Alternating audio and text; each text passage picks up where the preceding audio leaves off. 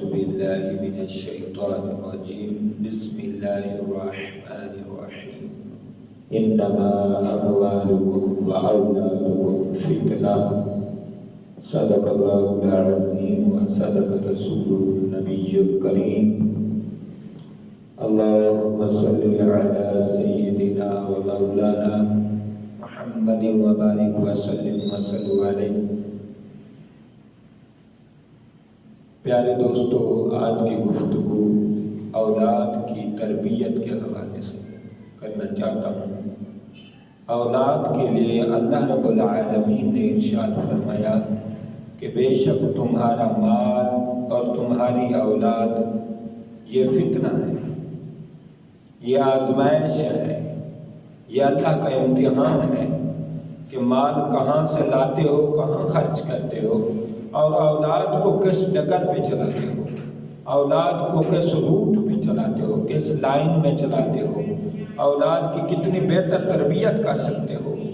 یہ رب کریم نے اولاد کو فتنہ قرار دیا، یعنی آزمائش قرار دیا کہ یہی اولاد تمہارے لیے تمہاری قبر میں جنت کا باغ بھی بن سکتی ہے، یہی اولاد تمہارے لیے قبر میں آگ کا سبب بھی بن سکتی ہے۔ تو اولاد کی تربیت بہت اہم چیز ہے۔ ہم صرف والدین ہی بننا کمال سمجھتے ہیں، والدین بننا کمال نہیں ہے۔ والدین بن کر اولاد کی تربیت کرنا اور اولاد کو کمال تک پہنچانا اور اولاد کو عروج تک پہنچانا، فلاح تک پہنچانا، کامیابیوں کے محور و مرکز تک پہنچانا، یہ اصل میں کمال ہے جس سے ہم بڑے دور چلے جا رہے ہیں۔ اولاد کی تربیت کی ہم فکر نہیں کرتے، اولاد جو کر رہی ہے ہم خاموش ہیں، ہم سمجھتے ہیں کہ ٹھیک ہے جی، نہیں، اس میں تربیت کی ضرورت ہے۔ اولاد کی تربیت کیسے کی جائے، میں ایک حکایت آپ کے سامنے رکھ رہا ہوں۔ گلستان سعدی فارسی کی کتاب ہے۔ حضرت شیخ سعدی رحمۃ اللہ علیہ نے اپنے بچپن کا واقعہ بیان کیا ہے، اور اس میں بڑی دقیق اور باریک چیزیں ہمارے لیے ہیں، اور ہمارے لیے اس میں بہت بڑا سبق ہے۔ آپ فرماتے ہیں یاد دارم کے در ایام طفولیت متعبد بودم و شب خیز۔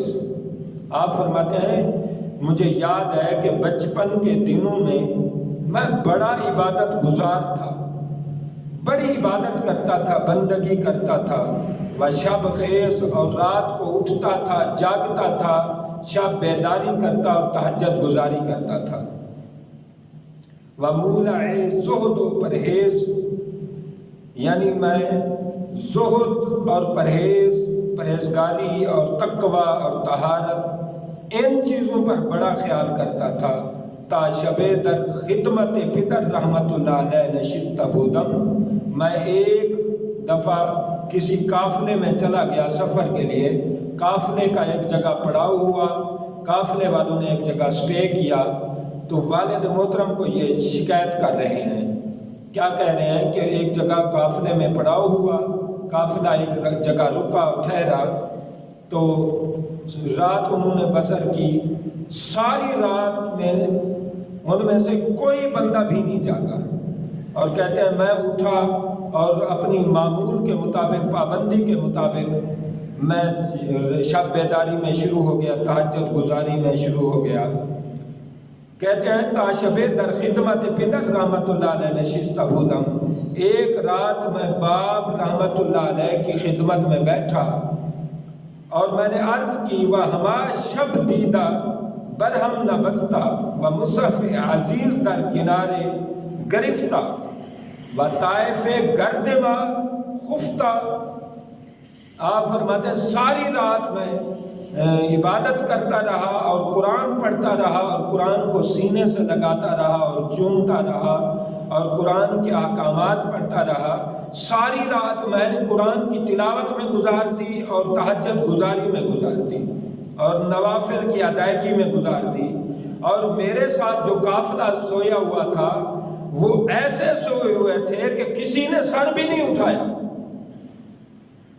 پدر را گفتم ازیں جماعت یک سر بر نمی دارد، کہ ایک بندے نے بھی میرے والد محترم، ایک بندے نے بھی سر نہیں اٹھایا کہ دوگانہ باگزارت، کہ دوگانہ پڑھ لیتا، 2 رکعت نفل پڑھ لے، قرآن پڑھ لے، کوئی تلاوت کر لے، ایک بندہ بھی نہیں اٹھا۔ چنا خفتہ اند کے گھوئی مردہ اند۔ کیا ہے والد محترم، تم کہو گے ایسے سوئے ہوئے تھے، تم کہو گے جیسے مرے ہوئے ہیں، ایسے پڑے ہوئے تھے جیسے مردہ ہے۔ کسی نے بھی اللہ کا ذکر نہیں کیا اور اللہ کی یاد اور عبادت نہیں کی۔ باپ نے کیا کہا؟ اولاد کی تربیت کرنے والوں، اولاد کی یوں تربیت کرو۔ آپ رحمت اللہ علیہ کے والد بہت صالح اور نیک متقی ولی کامل تھے۔ ان کی اصلاح کی وجہ سے، ان کی تربیت کا یہ فیض تھا کہ حضرت شیخ سعدی رحمت اللہ علیہ جس قافلے میں گئے وہاں والد محترم بظاہر موجود نہیں تھے، لیکن اس کے باوجود شب بیداری کے لیے اکیلے کھڑے ہو گئے، جبکہ راستہ تھا، جنگل تھا، بیابان تھا، جہاں خوف و ہراس کا عالم تھا، جہاں دہشت تھی، وحشت تھی، جہاں خطرہ تھا، وہاں بھی انہوں نے تہجد نہیں چھوڑی۔ یہ کیا ہے؟ والدین کی تربیت کا فیض ہے، والدین کی تربیت کا نور ہے، والدین کی اصلاح کا نور ہے کہ والدین خود شب بیداری کرتے، بچہ بھی شب بیداری کرنے لگ پڑا۔ تو یہ ضروری ہوتا ہے کہ ہم جب اولاد کو سکھا رہے ہوں تو ہمارے نوافل، تہجد یہ ہمارے گھر میں ہونی چاہیے۔ اس لیے حضور نے فرمایا گھروں کو قبرستان نہ بناؤ۔ کیوں؟ کہ نماز تو پڑھتے ہو، اچھی بات ہے، لیکن یہ نماز کے نوافل کاش کہ تم مسجدوں میں نہ پڑھو بلکہ گھروں میں پڑھو، تاکہ اولاد کی تربیت ہو، اولاد کو طریقہ ملے، اولاد کو سلیقہ ملے، اولاد کو ایک راستہ ملے، ایک راہ پہ اولاد چل سکے اور اولاد کے لیے تم آئیڈیل بن سکو اور رول ماڈل بن سکو۔ تو پیارے دوستو، یہ کیسی تربیت ہے؟ انہوں نے ایسی تربیت کی کہ جنگلوں میں بھی آپ رحمت اللہ علیہ، حضرت شیخ سعدی رحمت اللہ علیہ کھڑے ہو گئے اور دوگانہ پڑھنے لگ پڑے۔ آپ فرماتے ہیں جب یہ شکایت کی نا میں نے کہ میرے ابا حضور ان میں سے کسی نے بھی سر نہیں اٹھایا، باپ نے کیا کہا؟ اولاد کو تربیت کرنے کے لیے یہ حکایت بڑی کمال کی حکایت ہے۔ آج سے 20 سال شاید 25 سال پہلے میں نے پڑھا اور اس وقت سے میرے ذہن میں ہے، آج تک میں اس سے لطف لیتا ہوں۔ باپ نے کیا کہا؟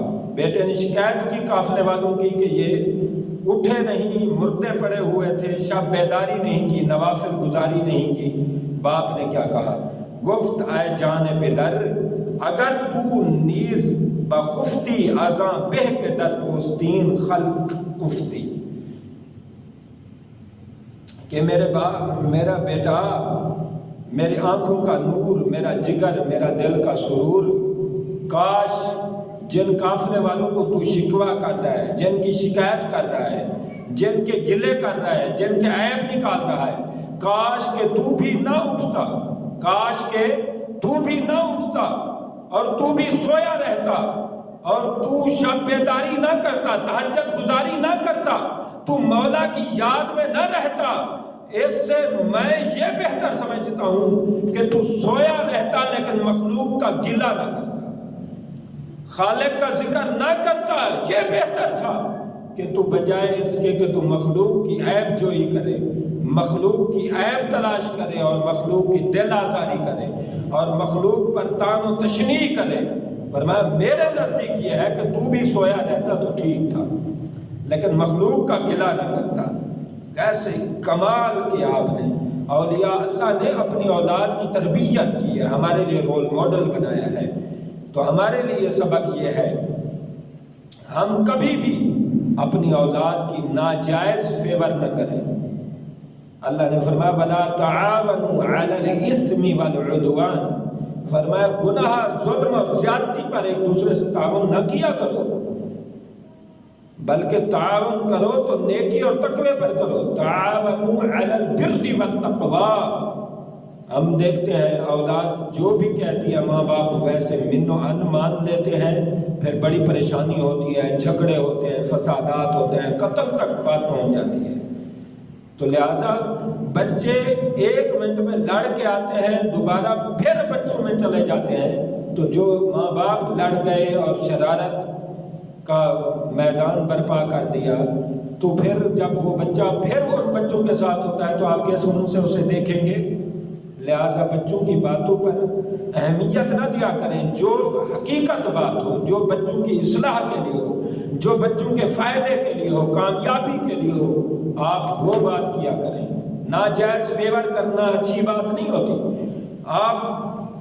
آپ رحمت اللہ علیہ کے والد محترم کہہ سکتے تھے ہاں بیٹا یہ بات تو ٹھیک ہے کہ کوئی نہیں اٹھا، نہیں، آپ نے ٹوک دیا، جو غلط بات تھی آپ نے روک دیا۔ آپ نے فرمایا خبردار میرے بیٹے، اس سے بہتر تھا کہ تو مخلوق کی گلے کرتا، شکوے کرتا ہے، اس سے بہتر تھا تو بھی سویا رہتا۔ اس کا مطلب یہ ہے کہ جو نیک، ایک پوائنٹ تو یہ بھی نکلتا ہے، جو نیک ہیں، متقی ہیں، جن کو تہجد گزاری کی توفیق ملی ہے، شب بیداری کی توفیق ملی ہے، جن کو تلاوت قرآن کا مزہ ملا ہے، جن کو سجدوں کی لذت ملی ہے، جن کی جبین نیاز جھکی رہتی ہے، انہیں چاہیے کہ ایسی عبادت کریں، نیکی کریں، عبادت کریں، تقوی حاصل کریں، طہارت حاصل کریں، خدا کا قرب حاصل کریں، ولایت پر پہنچیں، لیکن کسی پر انگلی نہ اٹھائیں، کسی کے عیب نہ نکالیں، ہمیشہ اللہ سے ڈرتے رہیں اور اللہ سے ڈر کر عبادت کریں، اور کسی کو آپ غلط نہ سمجھیں، کسی کو گناہگار نہ سمجھیں۔ اس طرح پڑھنے تے نہ تو مان کریں، نہ آنکھی میں پڑھیا او کہار جبار کہاوے، متا روڑ چھڑے دودھ کڑیا، اور دودھ کڑیا بھی روڑ دے، مالک سے پوچھنے والا کوئی نہیں ہے۔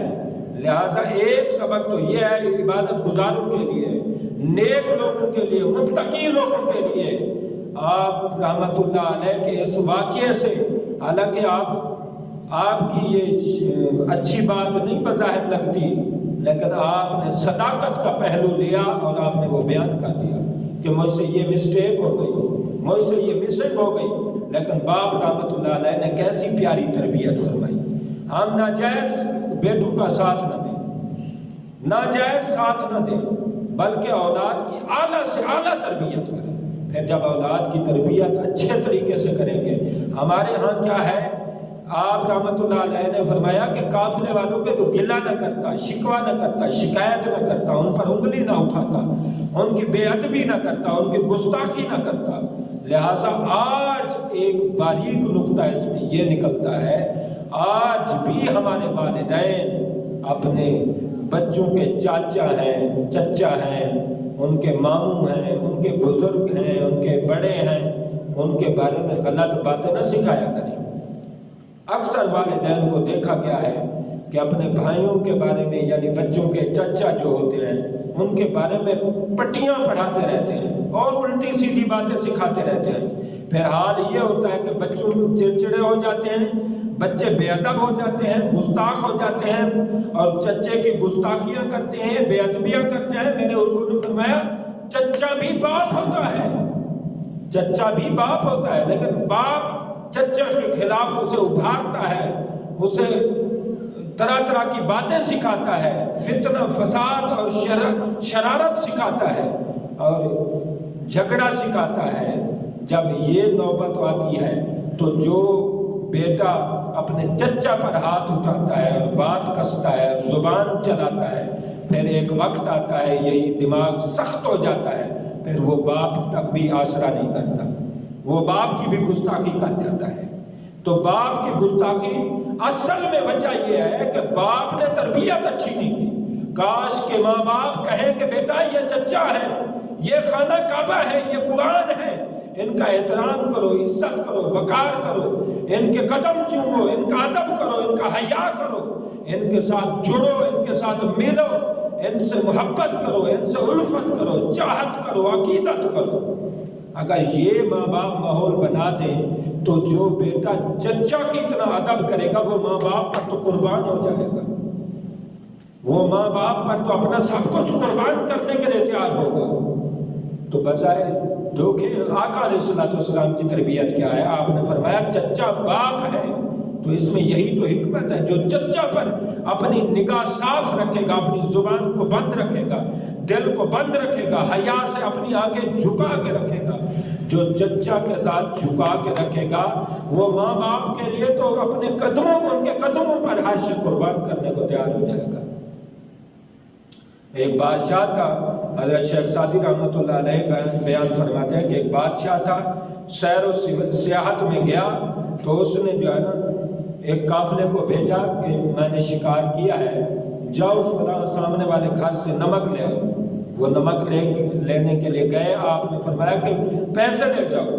انہوں نے کہا حضور نمک کی کیا قیمت ہے، اتنا سا ہمیں نمک چاہیے ہے، وہ 8 آنے کا بھی نہیں ملے گا، تو اس میں پیسے دینے کی کیا ضرورت ہے؟ آپ نے فرمایا نہیں، آج اگر میں تمہیں بھیجتا ہوں وہ لوگ، وہ گھر والے نمک دے دیتے ہیں، کل مجھ سے پوچھے بغیر میں ادھر ادھر ہوں گا، تم میری اجازت کے بغیر، پوچھے بغیر میرے پیٹھ پیچھے تم حملے کرو گے، تم وہاں سے کبھی مرغے لے آؤ گے، کبھی بکرے لے آؤ گے، کیونکہ گھر والے سمجھیں گے کہ بادشاہ تو بھیجتا رہتا ہے، تو بچے تم ناجائز فائدہ اٹھاؤ گے.